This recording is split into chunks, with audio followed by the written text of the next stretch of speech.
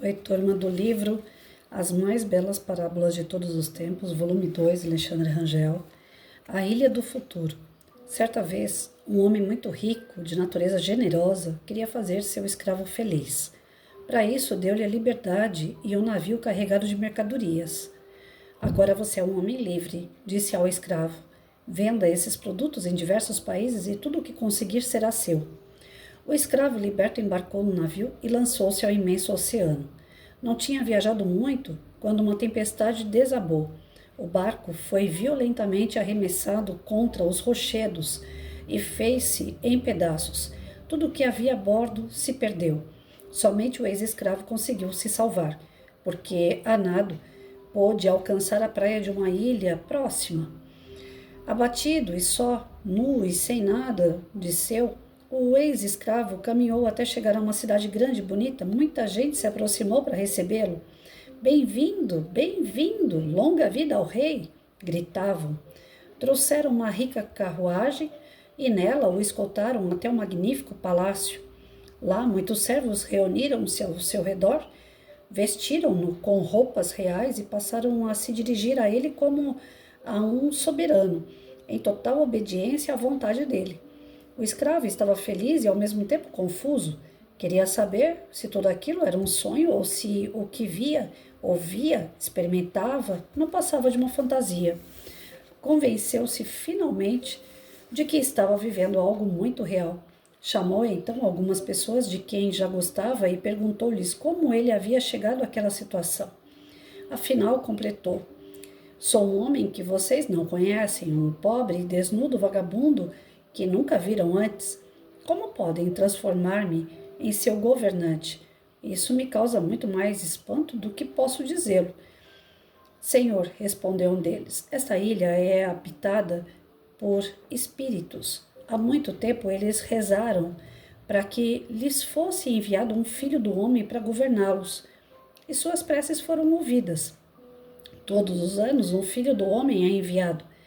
Eles o recebem com dignidade e o colocam no trono. Seu status e poder, porém, acabam quando o ano se completa. Então tiram-lhe as vestes reais e põem-no em um barco, que o leva para uma grande ilha deserta. Lá, a não ser que antes tenha sido sábio e tenha se preparado para esse dia, não encontra amigos, não encontra nada. Vê-se obrigado a passar uma vida aborrecida, solitária e miserável. Elege-se então um novo rei, e assim ocorre ano após ano. Os reis que o antecederam não foram cuidadosos e não refletiram. Desfrutaram plenamente o poder, esquecendo-se do dia em que tudo acabaria. As pessoas que rodeavam o ex-escravo aconselharam-no a ser sábio e a permitir que aquelas palavras permanecessem em seu coração. O novo rei ouviu tudo atentamente e lamentou já ter perdido pouco tempo que havia passado desde que chegara à ilha. Pediu ao homem de conhecimento que lhe havia falado: aconselhe-me, ó espírito de sabedoria, sobre como devo preparar-me para os dias que virão. Nu você chegou até nós, disse o homem, e nu será enviado à ilha deserta da qual lhe falei. Agora você é rei e pode agir como quiser. Por isso, mande trabalhadores à ilha para que construam casas, preparem a terra e embelezem as redondezas. Os terrenos áridos devem ser transformados em campos férteis. As pessoas deverão viver lá. E você estabelecerá um reino para si mesmo. Assim, seus próprios súditos estarão esperando para dar-lhes as boas-vindas quando você lá chegar. O ano é curto, o trabalho é longo, seja diligente e enérgico. O rei seguiu o conselho, mandou trabalhadores e materiais para a ilha deserta, e antes de findar a vigência de seu reinado, a ilha se transformou num lugar fértil e aprazível. Os governantes que o precederam haviam antecipado o fim de seu tempo com temor, ou então preferiam divertir-se para afastar a preocupação com o futuro. Ele, porém, o aguardava com alegria, uma vez que poderia então recomeçar a vida sobre uma base de paz e felicidade.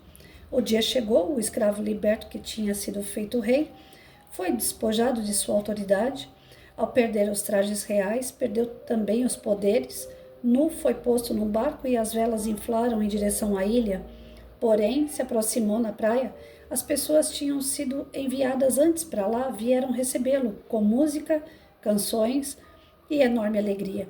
Fizeram-no seu governante e ali ele viveu em paz. Olha, eu estou levando isso aqui para o lado espiritual, né? Nós viemos ao mundo nu e nós voltamos nu, né? Nós não trazemos nada material quando encarnamos e quando desencarnamos, muito menos podemos levar. Mas toda a nossa bagagem, né? Porque Deus dá o livre-arbítrio para a gente, ou seja, a gente reina. Nós escolhemos as coisas que nós queremos, as pessoas com as quais a gente convive, o bem ou o mal que a gente faz, está dentro de nós, das nossas escolhas. Todos nós somos reis, todos nós podemos mandar na nossa vida.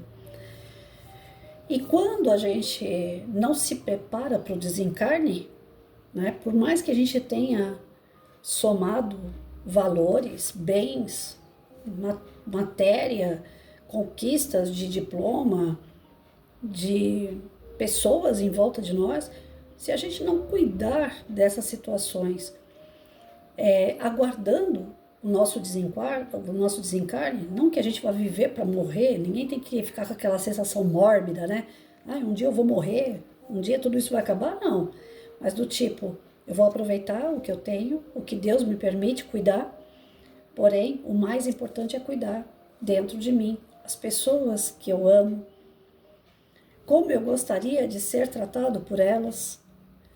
O mais importante é como eu vou conviver depois que eu desencarnar. Muita gente não acredita que quando desencarna a vida continua.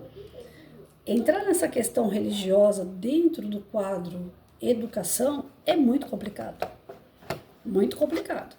Porque cada criança que vier numa sala de aula, ela vem com um tipo de conhecimento religioso. Uma vai acreditar em céu e inferno, grande parte, né? Outras acreditam na vida após a morte, outras acreditam que a gente volta o espírito para o todo, que seria Deus. Enfim, dentro da sala de aula, você falar de uma questão espiritual é muito complicado. Aí, por isso que hoje em dia existem aí algumas militâncias, né? Pessoas que querem convencer as crianças a determinado tipo de conhecimento, ideia, né? E o professor não pode, de maneira nenhuma, utilizar a sala de aula para colocar as suas ideias, em particular, para educar crianças. O que nós temos que colocar é conhecimento específico, científico, e também trabalhar a questão de valores e princípios dentro do que é certo, o que é errado, da disciplina, das regras de uma sociedade. Mas não de forma alguma utilizar a sua religiosidade e trazer isso para a sala de aula. Falar de Deus quando todos acreditam em Deus, beleza. Para isso o primeiro dia de aula serve. A gente faz uma sondagem das crianças que nós temos, nós levantamos quem é evangélico, quem é católico, quem é espírita, quem é budista, quem é umbandista e tantas outras religiões que existem. Se dentro da sala de aula houver uma divergência muito grande de ideias religiosas, o professor não pode tocar nesse assunto de forma a impor a sua religião, a sua crença às crianças.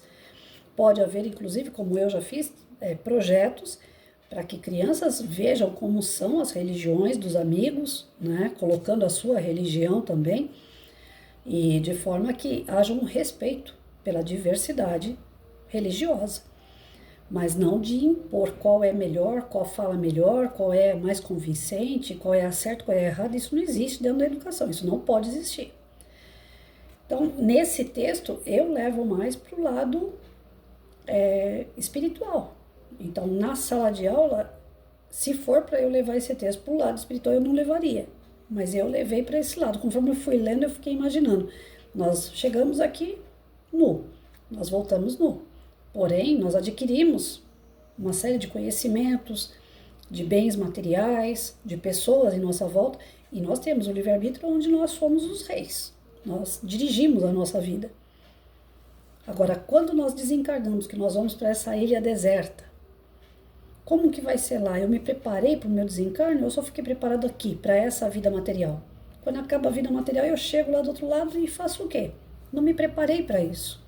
Eu, como espírita, A gente sabe que alguns espíritos chegam do outro lado e falam: ah, se eu soubesse, eu tinha feito diferente. Eu não sabia que a vida continuava. Muitos chegam lá dessa forma. Isso eu, Patrícia Espírita. Agora, eu não posso jamais, volto a repetir, colocar uma situação dessa na sala de aula para alunos. Entre adultos, que cada qual sabe o que é melhor para si, eu posso colocar o meu ponto de vista, sem querer impor, respeitando o outro, né? Agora, de fato, eu não consegui associar o texto de uma outra forma que não fosse essa questão espiritual. Mas vamos lá, vamos pensar um pouquinho mais para a gente poder adequar ele para a educação.